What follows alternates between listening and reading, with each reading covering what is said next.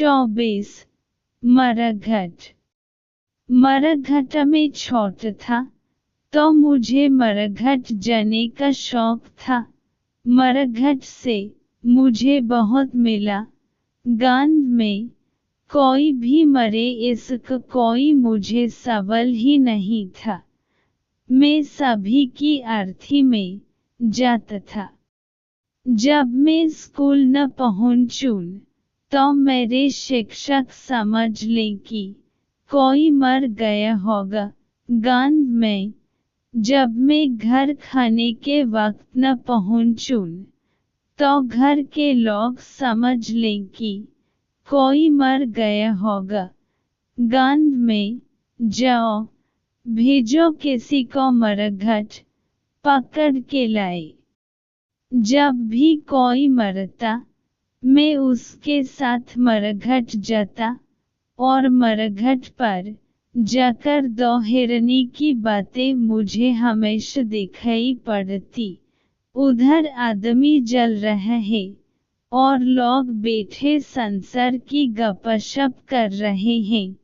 इससे मैं हमेशा चमत्कृत हुआ।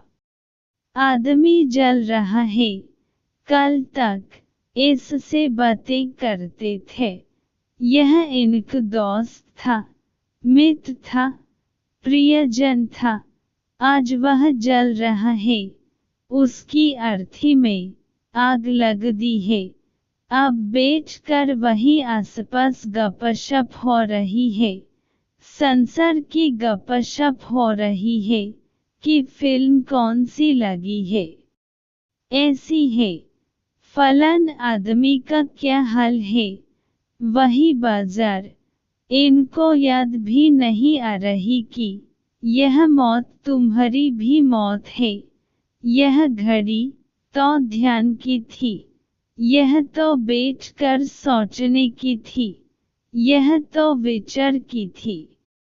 यह आदमी मर गया, यह भी इन्हीं बातों को करते मर गए कि कौन सी फिल्म कहन लगी है, और हम भी इन्हीं बातों को करते मर जाएंगे। लेकिन मुझे धीरे धीरे समझ में आना शुरू हुआ, वे अपने को बचने के लिए बातों में उलझे हुए हैं। यह आदमी मर गया, यह बात दिखाई नहीं पड़नी चाहिए, क्योंकि यह अस्त व्यस्त कर देगी। यह उनकी जिंदगी के ढांचे को तोड़ मरोड़ देगी। उनको फिर परमात्मा को याद करने को मजबूर होना पड़ेगा।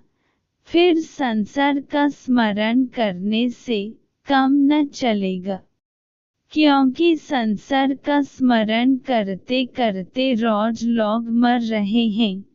कब तुम्हें सुध आएगी कि हम उसका स्मरण करें कि फिर मरण न हो, और ऐसा सुध तुम्हारे भीतर है, और ऐसी तुम्हारी संभावना है। तुम अमृत के पुत्र हो। वेद कहते हैं अमृता से पुत्र है। अमृत के पुत्रों, तुम क्यों मृत्यु में उलझ गए हो?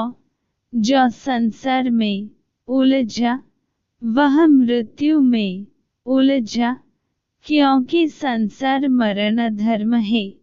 जिसने प्रभु को स्मरण किया वह अमृत हुआ।